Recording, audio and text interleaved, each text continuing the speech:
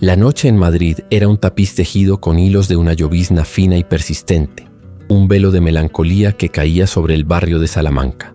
Allí, la riqueza no susurraba, gritaba a través de los potentes motores de coches de lujo que se deslizaban por el asfalto reluciente. Frente a un exclusivo restaurante, galardonado con estrellas Michelin, los aparcacoches se movían con una eficiencia coreografiada, resguardando a la élite de la ciudad bajo el calor artificial de un mundo inalcanzable. El brillo que emanaba de las ventanas doradas prometía un refugio de placeres y sabores, pero lanzaba sobre la calle una luz fría e impersonal, acentuando las sombras donde la vida era menos generosa, y el frío, una presencia física y cortante que se instalaba en los huesos. En el centro de este universo de poder y exceso se encontraba Javier de la Vega. A sus 48 años era la personificación del éxito, un titán de la tecnología cuya fortuna era tan vasta como su influencia. Vestía un traje de diseño cortado a la perfección, su pelo canoso peinado hacia atrás con una precisión militar. Su postura era una muralla de control, su rostro una máscara de autoridad forjada en innumerables salas de juntas. Sin embargo, sus ojos, si alguien se atrevía a mirarlos de cerca, contaban una historia diferente. Eran portales a un agotamiento abismal, a un dolor tan profundo que ninguna cantidad de euros en el banco podría siquiera empezar a anestesiar. Javier era un hombre de dolorosas contradicciones. Podía adquirir cualquier empresa, cualquier patente, cualquier lujo que el mundo material pudiera ofrecer. Era un conquistador en el despiadado campo de batalla de los negocios, un rey en su castillo de cristal y acero. Sin embargo, toda esa fuerza se deshacía en polvo ante la fragilidad de su único hijo. Por fuera, era el arquitecto de un imperio digital. Por dentro, estaba emocionalmente en bancarrota, atormentado por el miedo paralizante de perder a la única persona que daba sentido a su existencia. Era un gigante de rodillas, un padre impotente y desesperado, cuyo poder en el mundo exterior solo amplificaba su total impotencia en el santuario de su propio hogar. A pocos metros de la suntuosa entrada del restaurante, sentada en un escalón de mármol frío y húmedo, estaba Elena. Con sus 70 años parecía una figura desplazada en el tiempo, una reliquia de una era más simple y quizás más sabia. No era una sin techo común. En su postura, en su mirada, residía una dignidad inquebrantable, una luz interior que la distinguía del gris de la ciudad. Su rostro era un mapa de arrugas, cada línea contando una historia de dificultad y resiliencia, pero sus ojos, de un azul profundo e increíblemente lúcido, parecían contener la serenidad de un océano antiguo, casi sobrenatural en su calma y profundidad. Vestida con capas de ropa gastada, aunque notablemente limpia, se protegía del frío como podía, sosteniendo un pequeño y modesto atillo de tela junto a su pecho. Elena era un alma errante, una peregrina que observaba el desfile de opulencia no con envidia ni resentimiento, sino con una compasión silenciosa y abarcadora. Su vulnerabilidad era puramente física, una batalla diaria contra el hambre y el frío que su cuerpo envejecido libraba con valentía. Su espíritu, sin embargo, permanecía intacto, fortalecido por una fe pura en algo más grande, una esperanza serena que florecía de forma testaruda en la dura realidad que la rodeaba. Javier acababa de salir del restaurante, pero el sabor de la comida de lujo se había convertido en cenizas en su boca. Terminó una llamada con el equipo médico que cuidaba de su hijo y las palabras del doctor resonaban en su mente como una sentencia de muerte. El último tratamiento experimental, la última chispa de esperanza, había fallado. El suelo pareció desaparecer bajo sus pies. Lucas, su pequeño Lucas, de solo 8 años, estaba siendo consumido por una rara enfermedad degenerativa y todo el dinero y el poder de Javier eran inútiles. Se apoyó en la pared fría del edificio, la desesperación sofocándolo. Una ola helada que amenazaba con ahogarlo por completo. El dolor de Javier era un eco de una pérdida antigua y nunca cicatrizada. Años antes, había perdido a su esposa en un accidente repentino, y la culpa por no haberla protegido se había convertido en una sombra permanente en su alma. Ahora, el destino parecía burlarse de él de nuevo, amenazando con llevarse a su hijo. El miedo a fallar una vez más, a ser incapaz de proteger la última parte viva de su corazón, era un tormento constante. Se veía a sí mismo no como un magnate, sino como un fracaso monumental. Un hombre que construyó un imperio sobre los cimientos de una familia en ruinas, atormentado por el fantasma de su propia impotencia. Sintió el aire frío de la noche madrileña en su rostro, una bofetada de realidad que lo sacó de su letargo. El mundo a su alrededor parecía una película muda, las luces borrosas, los sonidos lejanos. En ese Momento Javier de la Vega, uno de los hombres más poderosos de España, estaba completamente solo, náufrago en un océano de desesperación. Si esta historia ya ha tocado tu corazón, imagina lo que está por venir. No te pierdas ningún detalle. Suscríbete ahora al canal y comenta desde qué ciudad y país nos estás viendo. Queremos saber hasta dónde está llegando este viaje de esperanza. Mientras Javier se ahogaba en su mar particular de desesperación, una presencia discreta se movió en la periferia de su visión. Elena, que hasta entonces parecía fundida con la fría arquitectura de la calle, se levantó. Sus movimientos no eran los de una anciana fragilizada por el tiempo, sino que poseían una deliberación y una gracia profundamente desconcertantes. Se le acercó no con la mano extendida de quien pide, sino con la postura de quien viene a dar. El magnate, envuelto en su dolor, ni siquiera la notó hasta que ella se detuvo a solo un paso de distancia, su silencio más potente que cualquier grito, esperando que él emergiera de su niebla de sufrimiento para finalmente verla. La mirada de Javier, antes perdida en el vacío, finalmente se enfocó en la figura frente a él. La vio, pero no la registró de inmediato, su cerebro catalogándola como un detalle irrelevante más en el paisaje urbano de Madrid. Estaba a punto de apartarse, de ignorarla como hacía con tantas otras cosas que no encajaban en su mundo de eficiencia y resultados. Fue entonces cuando los ojos azules de ella lo capturaron y por un instante el mundo se detuvo. Había una intensidad allí, una profundidad que lo atrapó, forzándolo a permanecer presente, a escuchar. La noche fría y la llovizna parecieron disiparse, quedando solo él y aquella enigmática mujer. Entonces ella habló. Su voz no era frágil ni suplicante, era serena, firme y cargada con un peso de certeza que desafiaba la lógica. «Señor», comenzó cada sílaba clara y resonante en el aire húmedo, «no pido su dinero, solo pido la comida que es». No terminó. «Dame de comer y curo a tu hijo». La frase quedó flotando entre ellos, tan surrealista y audaz que la mente de Javier luchaba por procesarla. La mención específica a su hijo, el secreto más doloroso de su alma, lo golpeó no como una coincidencia, sino como una invasión, una violación de su dolor más sagrado y privado. Una oleada de furia pura y abrumadora subió por la garganta de Javier, quemando como veneno. El luto se transformó instantáneamente en ira, una estafadora, un buitre, cruel que de alguna forma se había enterado de su tragedia y ahora usaba el cebo más bajo y despreciable para aprovecharse de su desesperación. ¿Cómo se atrevía? ¿Cómo podía un ser humano ser tan ruin como para transformar la agonía de un padre en una herramienta para conseguir un plato de comida? Sintió la sangre pulsar en sus sienes, las palabras de humillación y desprecio formándose en su lengua, listas para ser disparadas y aniquilar a aquella mujer. Él la veía como la personificación de la podredumbre del mundo, un parásito que se alimentaba del sufrimiento ajeno. Su instinto, el mismo instinto depredador que lo convirtió en un gigante de los negocios, le gritaba que la aplastara, llamar a los guardias de seguridad, exponerla, asegurarse de que se arrepintiera amargamente de haber cruzado su camino. El dolor de un padre por la enfermedad de un hijo era un territorio sagrado, y ella había profanado ese suelo con sus pies inmundos y su propuesta indecente. Abrió la boca, él y Sietos, rostro contraído en una máscara de odio, listo para asestar el golpe verbal que la pondría en su lugar. Pero no salió ninguna palabra. En el momento exacto en que la avalancha de insultos estaba a punto de estallar, su mirada se encontró de nuevo con los ojos de Elena, y lo que vio allí desarmó su furia por completo. No había malicia, no había la astucia de una estafadora, ni la falsa piedad de una manipuladora. Lo que vio fue una convicción aterradora, una serenidad tan profunda e inquebrantable que parecía venir de otro mundo. Era la certeza de quien no está haciendo una oferta, sino declarando un hecho. Aquellos ojos no mentían, y esa verdad inexplicable era más terrorífica que cualquier engaño. La mente de Javier se convirtió en un campo de batalla. Por un lado, su lógica de SEO, la parte de su cerebro que analizaba datos, calculaba riesgos y vivía en el mundo de lo concreto y lo probable, gritaba que aquello era una locura, un delirio. Era el camino más rápido hacia la humillación y el engaño. Por otro lado, una voz mucho más pequeña, la voz del padre desesperado que había agotado todas las vías de la ciencia y de la razón, susurraba la pregunta más peligrosa de todas. ¿Y si es verdad? Era la batalla final entre la cordura y la esperanza, entre la razón y el milagro. En un acto que lo sorprendió a sí mismo, en una rendición completa a lo ilógico, se entregó.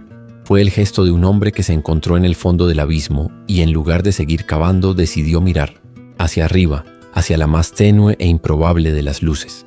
La desesperación absoluta lo llevó a tomar una decisión que contradecía cada fibra de su ser, cada lección que la vida le había enseñado sobre el poder y el control. Las palabras salieron de su boca, un hilo de voz ronco y cargado de un agotamiento que iba más allá de lo físico. «Ven», dijo, casi en un susurro, «cenarás conmigo». Se dio la vuelta y sin mirar atrás para ver si ella lo seguía, caminó de regreso a la entrada del restaurante de donde acababa de salir. El portero, que lo había visto salir con el rostro devastado, ahora lo veía regresar con una expresión indescifrable, seguido por una alma errante. La mandíbula del hombre cayó. Javier cruzó el umbral, el calor y la luz del lujo envolviéndolo de nuevo, mas esta vez traía consigo un elemento del mundo exterior, un fragmento de la fría realidad de la calle que no pertenecía a aquel santuario de opulencia. Elena lo siguió, sus pasos silenciosos, su presencia, un signo de interrogación en el suntuoso ambiente. La reacción fue inmediata y sísmica. El maître, un hombre cuya vida estaba dedicada a mantener el orden y la exclusividad, palideció, su compostura profesional haciéndose añicos en tiempo real. Se apresuró en dirección a Javier, su boca abriéndose y cerrándose sin emitir sonido. Las conversaciones en los salones del comedor murieron, reemplazadas por un silencio de shock y luego por un zumbido de susurros. Los tenedores se detuvieron a medios camino de la boca. Las cabezas se giraron. Todos los ojos estaban fijos en la escena imposible. El magnata Javier de la Vega escoltando a una anciana mendiga a una mesa en el corazón del restaurante más caro de Madrid. Javier los ignoró a todos. Indicó una mesa vacía con un gesto seco y se sentó.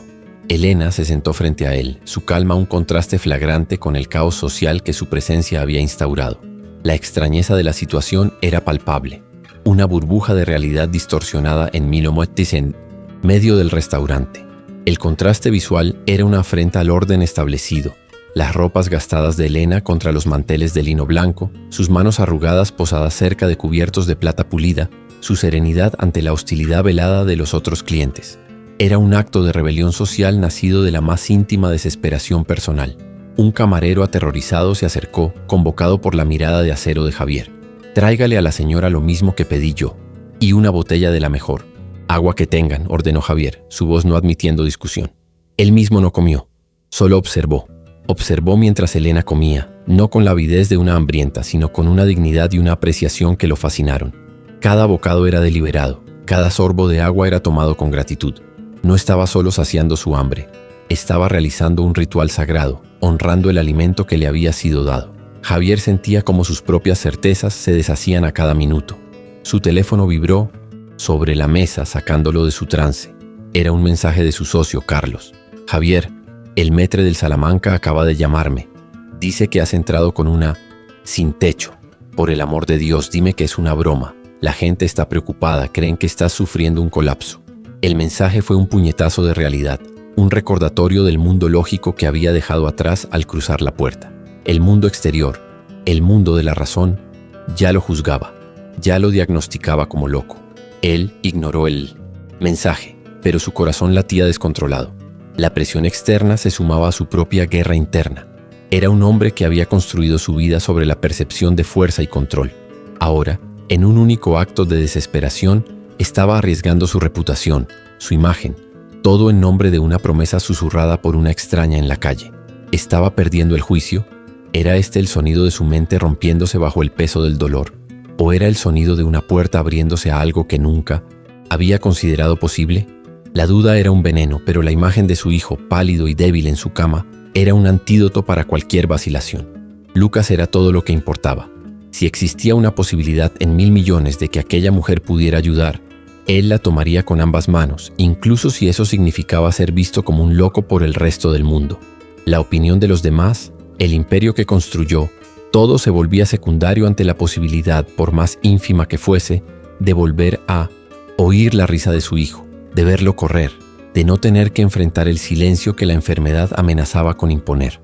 De repente, el teléfono sonó, el sonido estridente cortando la atmósfera surrealista de la mesa. Era la enfermera que cuidaba de Lucas en su mansión. Su voz era puro pánico. «Señor de la Vega, es Lucas. Su fiebre se ha disparado, la saturación está cayendo muy rápido. Los monitores están pitando sin parar. El doctor dijo que nos preparásemos para lo peor. Tiene que venir a casa. Ahora». Cada palabra era un clavo siendo martillado en su corazón.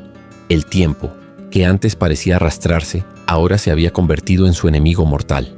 Javier se levantó abruptamente, la silla arrastrándose ruidosamente sobre el suelo pulido. El restaurante entero contuvo la respiración. Arrojó un fajo de billetes de 100 euros sobre la mesa, una cantidad absurda que cubriría la cuenta varias veces. Sus ojos se encontraron con los de Elena. Ella ya lo estaba mirando y en su rostro no había sorpresa, solo una serena aceptación, como si supiera que este momento llegaría, como si todo, hasta ese instante, fuera parte de un guión que solo ella conocía. «Vamos», dijo Javier, su voz tensa, la urgencia vibrando en cada sílaba. Salieron del restaurante con la misma rapidez con la que entraron, dejando atrás un rastro de confusión, chismes y juicios. El aparcacoches boquiabierto trajo el coche de Javier en tiempo récord. La puerta del sedán de lujo se cerró, aislándolos del mundo exterior. Dentro del coche, el silencio era denso. Javier era una tormenta de adrenalina y miedo, sus manos apretando el volante con fuerza mientras las luces de Madrid se transformaban en borrones de velocidad. A su lado, Elena permanecía inmóvil, un oasis de serenidad imposible en el ojo del huracán que era el alma de Javier de la Vega. El viaje hasta la mansión de Javier fue un borrón de velocidad y angustia. El chofer, sintiendo la urgencia desesperada de su jefe, rasgaba las calles de Madrid, transformando la ciudad en un flujo de luces y sombras. Cada semáforo en rojo era una tortura. Cada segundo perdido un golpe en el pecho de Javier. Sujetaba el teléfono con una fuerza que hacía que sus nudillos se pusieran blancos. El miedo, una presencia física y helada en el lujo estéril del coche. A su lado Elena permanecía como un pozo de tranquilidad. Su silencio no era vacío sino pleno, una fuerza estabilizadora que impedía que Javier se desintegrara por completo bajo el peso de su pánico. Al pasar por las imponentes puertas y subir por la entrada privada, la grandiosidad de la mansión le pareció a Javier una burla cruel. La fachada neoclásica, que antes era un símbolo de su éxito, ahora parecía la entrada de un mausoleo frío y silencioso. Había luces encendidas en casi todas las ventanas, no para fiestas o recepciones, sino como faros de vigilia médica. Lo que antes era un hogar, vibrante con la presencia de su esposa y luego con la infancia de su hijo, se había transformado en un ala de hospital privada, un santuario de tecnología médica que al final había demostrado ser tan impotente como él. Tan pronto como se abrió la puerta, fueron recibidos no por un mayordomo, sino por el doctor Morales y una enfermera. El médico, un hombre de mediana edad con una expresión perpetuamente cansada, tenía el rostro sombrío. Sus ojos pasaron de Javier a Elena y una expresión de incredulidad y desprecio mal disimulado se apoderó de sus facciones. Claramente, veía la presencia de ella como el síntoma final del colapso nervioso de su rico y poderoso cliente. Una distracción peligrosa e irracional en el momento más crítico de todos. La enfermera, más joven, simplemente desvió la mirada, con la incomodidad estampada en su rostro. «Javier, gracias a Dios que has llegado», dijo el doctor Morales, ignorando por completo a Elena e intentando llevar a Javier a un lado para una conversación privada. La situación es extremadamente crítica. El fallo multiorgánico se está acelerando. Necesitamos ser realistas ahora. Hablar de cuidados paliativos, asegurarnos de que no sienta dolor. La voz del médico era un zumbido de pragmatismo clínico. Cada palabra una palada de tierra sobre el ataúd de las esperanzas de Javier. Hablaba de su hijo como una causa perdida, un conjunto de datos en un gráfico descendente. Pero algo había cambiado en Javier desde que invitó a Elena a cenar. La coraza de su racionalidad se había roto, y lo que quedaba era la fe cruda y desesperada de un padre. Se detuvo y miró al doctor Morales, no con la deferencia de antes, sino con una nueva y fría autoridad. «Ella se queda, doctor», dijo Javier, su voz baja pero inquebrantable. «Va a ver a mi hijo». El médico retrocedió sorprendido por la firmeza de Javier, la objeción muriendo en sus labios. Nunca antes había visto ese tono en su cliente. Era la voz de un hombre que había cruzado un umbral y no tenía intención de volver atrás. Sin decir una palabra más, Javier guió a Elena por el vasto vestíbulo de mármol. El sonido de sus pasos resonaba en el opresivo silencio de la casa, un contraste con los suaves y alarmantes pitidos que se hacían más fuertes a medida que se acercaban al ala donde Lucas estaba instalado. La caminata por el pasillo, flanqueado por obras de arte que valían fortunas, le pareció a Javier una procesión fúnebre. Cada paso lo acercaba más al epicentro de su dolor, pero ahora, por primera vez en meses, no caminaba solo. Llevaba consigo la más improbable de las compañías, una chispa de locura que rezaba para que fuera un milagro disfrazado. La puerta de la habitación de Lucas estaba entreabierta. Al entrar, el olor a antiséptico y la atmósfera clínica lo golpearon con fuerza. La habitación de un niño, antes llena de juguetes y dibujos de colores, estaba ahora dominada por la parafernalia de la medicina moderna. Monitores exhibían líneas verdes y números fluctuantes, bolsas de suero pendían de soportes metálicos y cables conectaban el pequeño cuerpo en la cama a un arsenal de máquinas diseñadas para mantenerlo vivo. La luz era tenue, proyectando largas sombras que danzaban como espectros en las paredes, aumentando la sensación de que aquel era un lugar donde la vida estaba perdiendo su batalla. Y en el centro de todo estaba Lucas. Pálido, frágil y aterradoramente inmóvil, parecía demasiado pequeño para la gran cama, casi engullido por las sábanas blancas y el equipamiento que lo rodeaba. Su respiración era superficial, un soplo débil auxiliado por un tubo de oxígeno. Tenía los ojos cerrados, los párpados con una tonalidad azulada. Ver a su hijo así, tan cerca de la muerte, hizo que el corazón de Javier se partiera de nuevo. Una ola de duda lo asaltó. ¿Qué locura estaba cometiendo? ¿Qué esperaba que aquella anciana hiciera que la ciencia médica más avanzada no había podido lograr? Mientras la desesperación amenazaba con consumir a Javier una vez más, Elena permaneció a su lado, impasible. Observó la escena no con el horror que Javier sentía, sino con la misma calma profunda que había visto en la calle. Sus ojos azules pasaron por las máquinas, registrando su presencia sin dejarse intimidar por ellas, y luego se posaron en Lucas.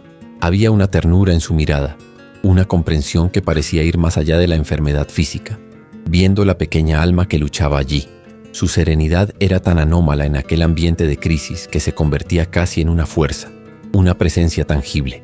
La confianza silenciosa de Elena era para Javier una fuente de irritación y al mismo tiempo de un consuelo inexplicable. Quería gritarle, preguntarle qué creía que estaba haciendo allí, en aquel santuario de dolor y ciencia, pero al mismo tiempo, la paz que emanaba de ella era lo único que lo mantenía en pie. Era como si ella trajera consigo una atmósfera de otro lugar, un lugar donde los frenéticos pitidos de los monitores no tenían la última palabra, donde la vida y la muerte se regían por leyes más antiguas, misteriosas. Desde fuera de la habitación, en el pasillo, la voz baja y urgente del doctor Morales llegó a los oídos de Javier. Hablaba por teléfono, probablemente con un colega o un administrador del hospital. Está completamente inestable. Sí, el padre. Ha traído a una curandera o algo por el estilo. Creo que el estrés lo ha llevado a un brote psicótico. Tenemos que considerar una intervención, por su bien y por la dignidad del niño. Las palabras eran cuchillos, cada una clavándose más hondo en la sensación de aislamiento de Javier. El mundo lo había declarado loco. Estaba solo en esta apuesta. La voz del médico confirmó lo que Javier ya sabía. Se había convertido en un paria en su propio mundo. Sus socios, sus consejeros, los expertos a los que pagaba fortunas, todos lo veían ahora como una víctima. Un hombre roto que necesitaba ser salvado de sí mismo. La ironía era aplastante. Ellos, con toda su lógica y razón, se habían rendido. Habían declarado la muerte de su hijo como una certeza. Y él, al negarse a aceptar esa certeza, era el loco. La cordura, al parecer, era solo otra palabra para la rendición. Elena pareció no oír o no importarle la conversación del pasillo. Se volvió hacia Javier, su rostro arrugado suavizado por la tenue luz. Su voz, cuando habló, era tan suave que él tuvo que inclinarse para oírla. Un contraste con la tensión que vibraba en el aire. ¿Puedo sentarme a su lado?, preguntó. No era una orden, sino una humilde petición. No había arrogancia en su postura, solo un enfoque absoluto en el niño. La sencillez de su petición era profundamente conmovedora, atravesando la complejidad y el pánico de la situación. Javier solo asintió, incapaz de hablar. Se apartó, dándole espacio, sintiéndose como un espectador en su propia vida. Elena no dudó. Acercó una simple silla de madera que parecía fuera de lugar entre los equipos de metal y plástico y la colocó junto a la cabecera de la cama. Con un movimiento lento y reverente, se sentó. Ignoró por sí completo los cables, los tubos y los números parpadeantes de los monitores. Su universo en ese momento se reducía a ese pequeño espacio, a ella y al niño moribundo. Se inclinó ligeramente, su rostro a pocos centímetros del de Lucas, y simplemente lo observó durante un largo momento. Era un silencio cargado de intención, un acto de comunión que parecía trascender la comunicación verbal. Para los ojos de la ciencia representados por el doctor Morales, que ahora observaba desde la puerta con los brazos cruzados, aquello era un absurdo, una pérdida de tiempo precioso. Para Javier, sin embargo, Ese silencio era más poderoso que cualquier procedimiento médico que hubiera presenciado en los últimos meses. Era un silencio que prometía algo. Y entonces, el infierno se desató. Una alarma aguda y continua sonó desde uno de los monitores, un grito electrónico que perforó el silencio. La línea verde que indicaba los latidos del corazón de Lucas se convirtió en un caos antes de aplanarse, peligrosamente. El pequeño cuerpo del niño comenzó a convulsionar en la cama, un espasmo violento que sacudía el lecho. El peor miedo de Javier se estaba materializando justo delante de sus ojos. Su hijo estaba sufriendo una parada cardíaca. El final había llegado. «Está en parada. Preparen el desfibrilador. Ahora». El grito del doctor Morales rompió la parálisis. Él y la enfermera entraron en la habitación como un huracán. La calma profesional reemplazada por una urgencia frenética. Apartaron la silla de Elena sin miramientos, sus cuerpos moviéndose con la eficiencia entrenada de quienes luchan contra la muerte. Código azul. Necesito un acceso intravenoso. Adrenalina. 1 miligramo. Gritaba el médico mientras la enfermera rasgaba la camisa del pijama de Lucas para exponer su pecho. La escena era un caos de terminología médica y movimientos desesperados. Javier estaba congelado junto a la pared, el sonido de sus propios latidos martillando en sus oídos, ahogando los gritos del Isenpotzion médico. La culpa lo golpeó con la fuerza de un tren. Él lo había hecho. Había perdido un tiempo precioso con esta locura, con esta mujer, y ahora su hijo pagaba el precio. Era un necio, un idiota que cambió la ciencia por la fantasía y condenó a su propio hijo.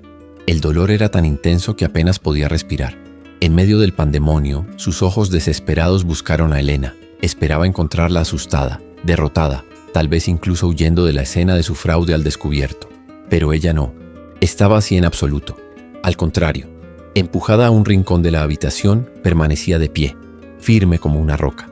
Sus ojos no estaban en el caos del equipo médico, sino fijos en Lucas, y en su rostro no había pánico, sino una intensidad y una concentración que eran casi aterradoras. Era la expresión de un guerrero en medio de la batalla. Mientras la enfermera cargaba las palas del desfibrilador, la mirada de Elena se encontró con la de Javier por encima del hombro del médico. Y en ese instante, ella transmitió un mensaje silencioso pero inequívoco.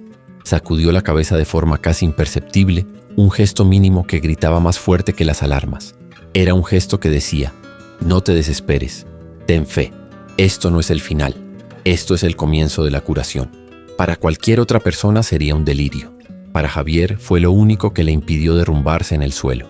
«Apártense», gritó el doctor Morales. El cuerpo de Lucas se arqueó violentamente con el choque eléctrico. Luego, cayó inerte. Todos los ojos se volvieron hacia el monitor. La línea recta tembló, vaciló y luego se estabilizó en un ritmo débil pero presente. El corazón latía de nuevo. La convulsión se detuvo. Un suspiro colectivo de alivio momentáneo llenó la habitación, pero la atmósfera permaneció terriblemente sombría. Lo habían traído de vuelta, pero pendía de un hilo aún más fino que antes. El doctor Morales se pasó la mano por el rostro, exhausto y sudoroso. Se volvió hacia Javier con los ojos llenos de una compasión cansada que se mezclaba con irritación. «Lo hemos estabilizado por ahora, pero su corazón ha sufrido un daño severo. Javier, este es el final del camino. No hay nada más que la medicina pueda hacer». La sentencia fue pronunciada con una finalidad terrible. Era la declaración oficial de la derrota. La ciencia, con todo su poder, se había rendido. En ese momento de silencio y derrota, Elena se movió. Dio un paso adelante saliendo del rincón oscuro. La enfermera, por puro reflejo, se movió para bloquearla. «Señora, por favor, el paciente necesita espacio. Necesitamos monitorizarlo. Tiene que retirarse ahora», dijo la joven con la voz temblorosa de agotamiento y estrés. Veía a Elena como una intrusa, una fuente de contaminación en su estéril ambiente de cuidados médicos. Pero la voz que respondió no fue la de Elena, fue la de Javier. «Déjenla pasar», dijo él. La voz no era alta, pero contenía una nueva capa de fuerza, una autoridad que no provenía de su cuenta bancaria, sino de un lugar mucho más profundo. Era la autoridad de un hombre que había mirado al abismo y había decidido dar un último y definitivo salto de fe. El doctor Morales y la enfermera lo miraron, estupefactos, pero había algo en la mirada de Javier que los hizo retroceder. A regañadientes, el equipo médico se apartó de la cama, abriendo un camino para Elena. Se retiraron hacia la pared opuesta, de brazos cruzados, sus posturas irradiando juicio y desaprobación. Se convirtieron en espectadores, escépticos, científicos observando un ritual primitivo, esperando solo para poder decir «te lo dije». Sus susurros eran venenosos. Esto es increíble. Está permitiendo que esta charlatana monte un espectáculo sobre el lecho de muerte de su hijo. Es una violación de la ética. Elena no les prestó atención. El mundo de ellos, con sus reglas y sus juicios, había dejado de existir para ella. Se acercó a la cama y una vez más se sentó en la silla de madera. Con una delicadeza infinita, extendió su mano arrugada y tomó la pequeña mano de Lucas entre las suyas. La piel del niño estaba fría, casi sin vida, pero Elena la sostuvo con un calor y una firmeza que parecían transmitir su propia fuerza vital. El contacto era simple, un gesto humano fundamental en medio de la fría tecnología que llenaba la habitación. Javier observaba con el corazón en un puño. Vio la mano envejecida y marcada por el tiempo de Elena, envolviendo la mano pálida y pequeña de su hijo, y sintió como si ese fuera el único acto real y significativo que había ocurrido en esa habitación durante meses. Era una conexión que trascendía la medicina, un vínculo de compasión pura, y entonces, rompiendo el tenso silencio, empezó a cantar.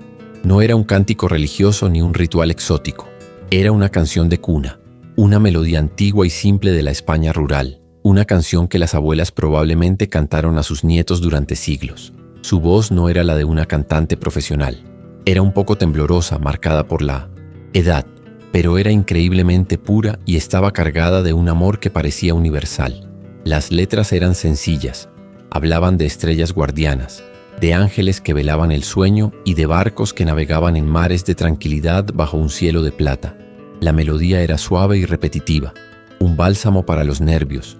Un sonido que contrastaba violentamente con los pitidos agudos y las alarmas que habían dominado el ambiente momentos antes. La canción de Elena era un acto de desafío, una afirmación de la vida y la paz contra el ruido de la muerte. Lentamente, casi imperceptiblemente, algo empezó a cambiar. El pitido del monitor cardíaco, que mantenía un ritmo débil pero tenso, comenzó a suavizarse. La frecuencia no aumentó drásticamente, pero el ritmo se volvió más regular, más estable. Los picos y valles agudos en la línea verde comenzaron a redondearse, transformándose en ondas suaves y consistentes. Era un cambio sutil, pero para quien observaba atentamente era inconfundible e inexplicable. La enfermera fue la primera en notar el cambio en el monitor. Abrió los ojos como platos. Miró de la pantalla a Elena, que cantaba con los ojos cerrados y de vueltas a la pantalla. La confusión y la incredulidad luchaban en su rostro. Tocó el brazo del doctor Morales, señalando el monitor sin decir una palabra. Él frunció el ceño escéptico, intentando racionalizar lo que veía. Es una coincidencia. El efecto residual del choque y de los medicamentos, murmuró para sí mismo, pero sus ojos no se despegaban de la pantalla, su certeza profesional comenzando a erosionarse. La voz de Elena, sin embargo, parecía no preocuparse por la ciencia o el escepticismo. Continuó cantando, su canción de cuna llenando cada rincón de la habitación. La melodía parecía tejer un manto de calor y seguridad alrededor de la cama de Lucas, un sonido dorado y antiguo que empujaba hacia atrás la frialdad estéril del ambiente hospitalario. Era como si su voz estuviera limpiando el aire, reemplazando el olor a miedo y antiséptico por el aroma de una esperanza largo tiempo olvidada. Entonces, un cambio visible ocurrió en el propio niño. Uno de sus párpados tembló. La tensión en su pequeño rostro, que estaba contraído en una máscara de dolor incluso en la inconsciencia, comenzó a disiparse. Sus labios, que antes tenían una preocupante tonalidad azulada, lentamente comenzaron a recuperar un color más rosado y saludable. Eran milagros en miniatura, detalles casi invisibles que para Javier eran más espectaculares que cualquier maravilla del mundo. Javier observaba la escena paralizado, las lágrimas corriendo libremente por su rostro. No se atrevía a respirar, a moverse, por miedo a romper el frágil hechizo que se había instalado en la habitación. En ese momento no era el magnate, el multimillonario, el titán de la tecnología. Era solo un padre, siendo testigo de lo imposible. La tensión en el ambiente no había desaparecido, sino que se había transformado. El miedo frenético había dado paso a un asombro atónito y silencioso, una reverencia ante el misterio que se estaba desarrollando. Y la canción continuaba, un hilo de sonido tejiendo lo que solo podía ser un milagro. La canción de cuna continuaba llenando la habitación, una fuerza suave pero implacable. Y las máquinas, antes heraldos de la muerte, comenzaron a cantar una canción diferente. La línea que indicaba la saturación de oxígeno en la sangre de Lucas, que peligrosamente rozaba el 70%, comenzó a subir de forma lenta y constante. 80, 85, 90. El número continuó subiendo, desafiando toda lógica médica, hasta estabilizarse en un 98%, un número perfectamente saludable. El ritmo cardíaco, antes débil y errático, ahora pulsaba en la pantalla con la fuerza serena y regular de un niño sano en un sueño profundo. Las alarmas se silenciaron, reemplazadas por el sonido armonioso de un cuerpo sanándose a sí mismo. El doctor Morales, que se mantenía apoyado en la pared con aire de escéptico superior, dio un paso involuntario hacia adelante, luego otro. Se inclinó sobre el monitor principal, sus ojos pasando frenéticamente por los números, las ondas, los gráficos. Su mente científica, entrenada para encontrar patrones y explicaciones lógicas, estaba en cortocircuito. Tocó la pantalla, como para asegurarse de que no era una ilusión, un fallo del sistema, pero los datos eran irrefutables. Eran los datos de un paciente en plena recuperación, no de un niño en su lecho de muerte. Su boca se abrió pero no emitió ningún sonido. La ciencia había enmudecido. La joven enfermera, por otro lado, no intentó luchar contra lo que veía. Su reacción fue puramente humana, visceral. Las lágrimas que brotaron de sus ojos no eran de tristeza o estrés, sino de un asombro reverente. Se llevó la mano temblorosa a la boca, un sollozo silencioso sacudiendo su cuerpo. En un gesto instintivo, casi olvidado por años de práctica clínica, hizo la señal de la cruz sobre su pecho. En ese momento ya no era una profesional de la salud, era una testigo, una creyente ante un evento sagrado que trascendía su comprensión, una presencia humilde en la sala de un milagro. Mientras la canción de Elena se volvía más suave, casi un murmullo, el verdadero clímax comenzó a desarrollarse. Hubo un movimiento en la cama. No era un espasmo ni un reflejo involuntario. La cabeza de Lucas, que yacía inerte sobre la almohada, se giró lenta y deliberadamente. Sus movimientos eran débiles pero llenos de intención mientras se movía hacia el origen de aquel sonido tranquilizador. Se estaba girando hacia Elena. Era el primer acto de voluntad propia, la primera señal de conciencia real que mostraba en meses. Un sonido agudo y sofocado escapó de los labios de Javier. Un jadeo de esperanza tan doloroso que casi lo puso de rodillas. Un movimiento de cabeza. Parecía tan poco, pero para un padre que había pasado noches en vela, observando la inmovilidad de su hijo, era lo mismo que ver moverse una montaña. Era la prueba de que su hijo todavía estaba allí, en algún lugar dentro de aquel frágil cascarón, luchando por volver. Todo su ser se concentró en ese pequeño y monumental gesto, y el mundo exterior, con sus médicos y sus máquinas, desapareció por completo. El doctor Morales quedó petrificado, su máscara de profesionalismo completamente deshecha. Tenía la mandíbula literalmente desencajada, sus ojos abiertos de par en par en pura estupefacción. Aquel movimiento de cabeza de Lucas refutaba todo lo que había aprendido en décadas de estudio y práctica. Los niños con ese grado de daño cerebral y fallo orgánico no se giraban hacia los sonidos, no demostraban intención. Era imposible. Su escepticismo no solo fue sacudido, fue pulverizado, reducido a polvo por un simple gesto que su ciencia no podía, de ninguna manera, explicar. Entonces, con la misma suavidad con la que había comenzado, la canción de Elena cesó. El silencio que siguió no era el silencio pesado, de la muerte inminente, sino un silencio vibrante, cargado de una energía palpable y una expectativa insoportable. Era el silencio de un auditorio que contiene la respiración antes de la nota final de una obra maestra. En medio de ese silencio sagrado, Elena giró lentamente la cabeza. Sus ojos antiguos y sabios, que parecían contener todo el tiempo del mundo, se encontraron con los de Javier. Javier la miró fijamente, su rostro un torbellino de emociones. Miedo, esperanza, gratitud y una confusión abrumadora. Ya no veía a la vagabunda que había encontrado en la calle. Veía un enigma, una fuerza de la naturaleza, un ángel o una santa disfrazada con ropas gastadas.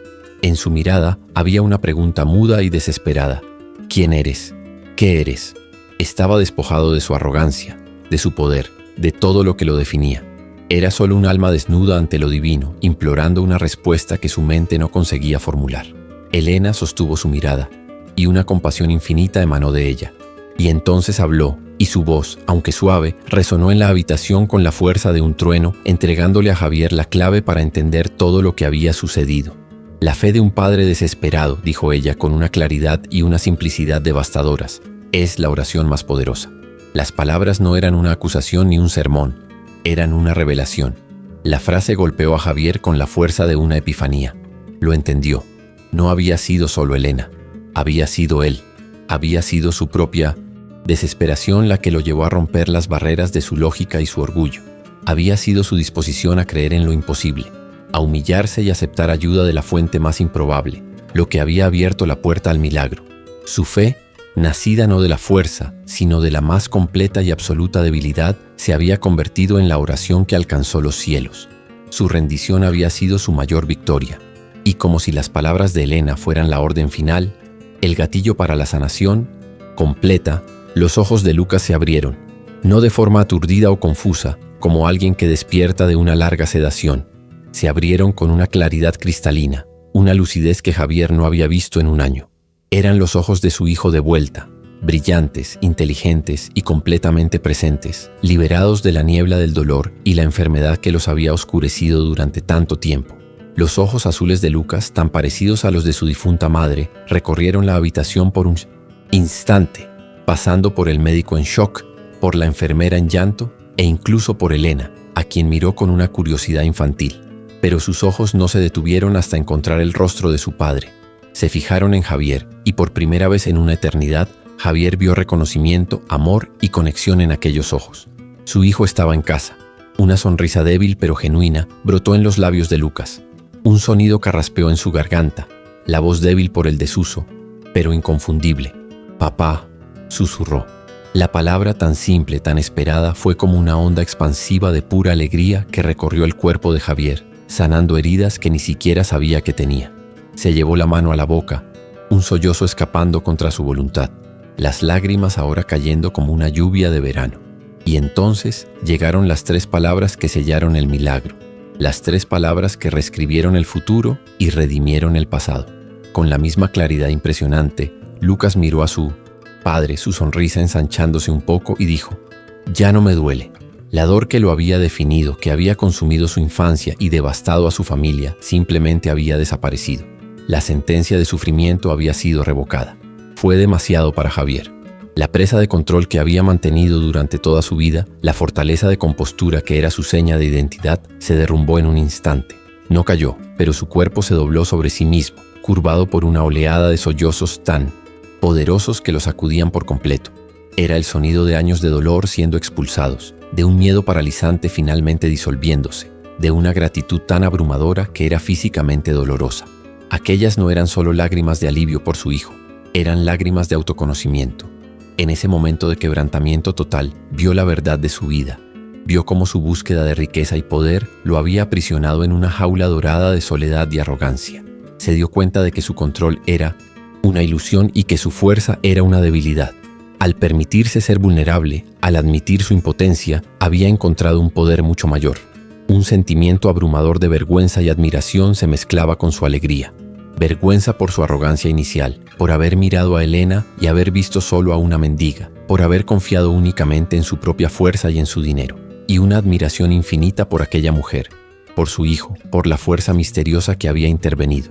Se sentía pequeño, humillado y al mismo tiempo increíblemente bendecido y engrandecido por esa misma humildad. Con las piernas temblorosas, dio un paso hacia la cama, luego otro. Quería decir algo, cualquier cosa. Quería dar las gracias a Elena, besar a su hijo, gritar a los cielos. Pero su garganta estaba cerrada por la emoción y ninguna palabra era adecuada para la magnitud de aquel momento. Simplemente se quedó allí, en el espacio sagrado entre el niño sanado y la mujer misteriosa. Un hombre rehecho por el fuego de la prueba, renacido en la fe. ¿Te está gustando esta historia? Deja tu like y suscríbete al canal. Ahora, continuamos con el vídeo. En los días que siguieron, la mansión de Javier de la Vega, antes un santuario de silencio y dolor, se transformó en un lugar de asombro y susurros. La noticia de la recuperación de Lucas se extendió como la pólvora en el ámbito médico. Especialistas de toda Europa vinieron a examinar al niño, analizando sus pruebas, comparando los gráficos de antes y después. La conclusión era siempre la misma, pronunciada con una mezcla de admiración y frustración profesional. Recuperación completa, espontánea y clínicamente inexplicable. El doctor Morales en particular visitó a Javier ya no como un médico, sino como un hombre en busca de comprensión. Miraba a Lucas, ahora corriendo por los jardines, y simplemente negaba con la cabeza. La arrogancia de la ciencia reemplazada por la humildad ante el misterio. Javier encontró a Elena sentada en el jardín, observando a Lucas jugar con una pelota. El magnate, que antes se comunicaba a través de órdenes y memorandos, ahora se acercaba con una humildad que le era completamente nueva. No le ofreció dinero, pues sabía que sería un insulto. En vez de eso, se sentó a su lado en el banco de piedra y tras un largo silencio habló con el corazón. «Elena», dijo con la voz entrecortada, «esta casa ha sido un palacio de mármol frío durante demasiado tiempo. No necesita más riqueza, necesita tu alma. Por favor, quédate. Quédate y sé la abuela que Lucas nunca conoció, y la luz que yo perdí hace mucho tiempo». La transformación de Javier no fue solo interna, se manifestó en el mundo de una forma que conmocionó al establishment financiero de España. Convocó una reunión de emergencia con su junta directiva y con la misma calma que había aprendido de Elena, anunció su renuncia al cargo de CEO y su intención de vender la participación mayoritaria en la empresa que había construido desde cero. Para él, Knowledge Mundo pareció un acto de locura. Para Javier fue el acto más cuerdo de su vida. Estaba liquidando su pasado, cambiando un imperio de datos y ganancias por una nueva moneda. Tiempo, propósito y compasión. Con las ganancias de la venta no compró yates ni islas. Creó algo nuevo, algo vivo.